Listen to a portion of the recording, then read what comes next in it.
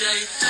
It's an everyday thing. It's an everyday thing when you let your nuts hang. You want me to give to your housewarming but don't invite me to the wedding? Story time! I want you to know that when your friends start getting married, some of them will not just switch up on you, they will show you how they really feel about you.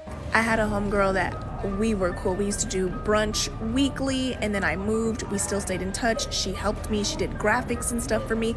We would constantly, hit each other up on our birthdays.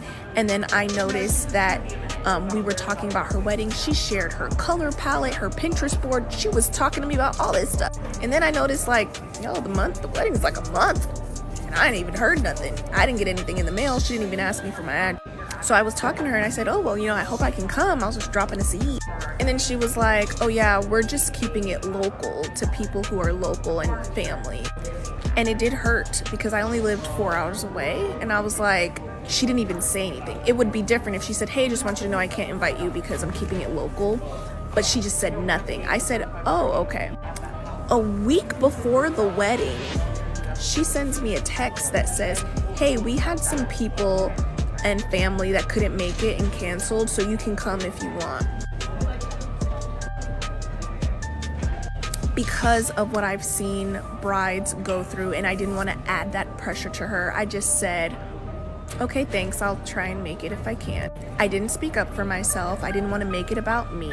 I didn't want to stress her out. After the wedding, she showed me the videos, the footage, all this stuff, and I was still just so happy for her, trying to be supportive. And then my movie came out, and I shared how I was on the cover of Amazon Prime, and she was like, oh yeah, I saw that. And I was like, oh, that's her movie. Oh yeah, I gotta watch it. And I was like, I would hope a friend would, take a picture and send it to me or even watch it. And it was weird. And then I, hit her up for her birthday. And then when it came to my birthday, I didn't hear anything from her. I had to follow up with her. And she was like, oh yeah, I was just out all day. I was gonna say something. And then recently she sent me an email that her and her partner, they bought a house. Her husband, they bought a house. And they sent an email asking people to donate for their house shout. My immediate thought was, yes, what can I contribute?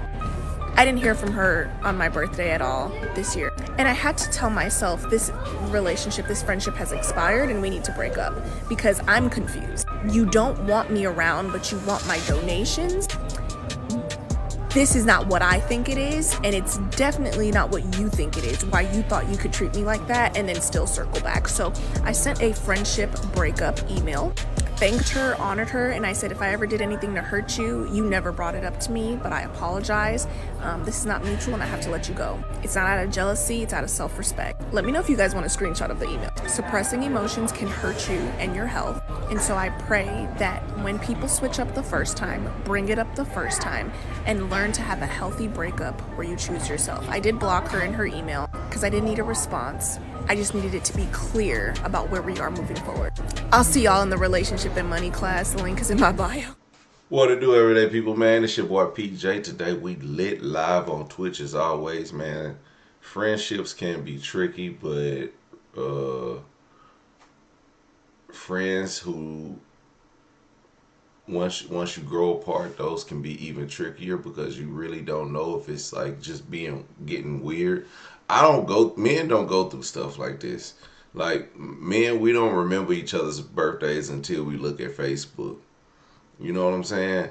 My friend will hit me up and be like, hey man, it's my birthday, we kicking it. Oh, that's what's up, shit, that's what's up. I don't have your birthday in my calendar. You know what I'm saying? You gotta let me know.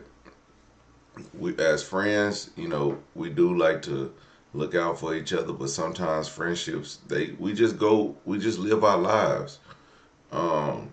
So I don't understand how women, I know women's feelings are,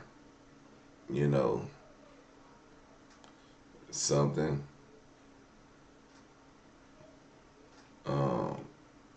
But yeah. So having, a friendship being only limited to congratulatory posts on Facebook, that's perfectly fine. Shout out to everybody on Twitch and the chat.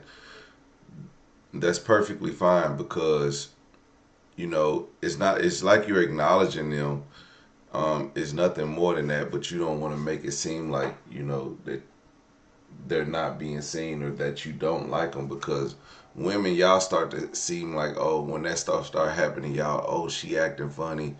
No, we're not acting funny. We just grow. We grow as adults and people, and we grow in our lives spiritually and mentally, sometimes physically. We grow.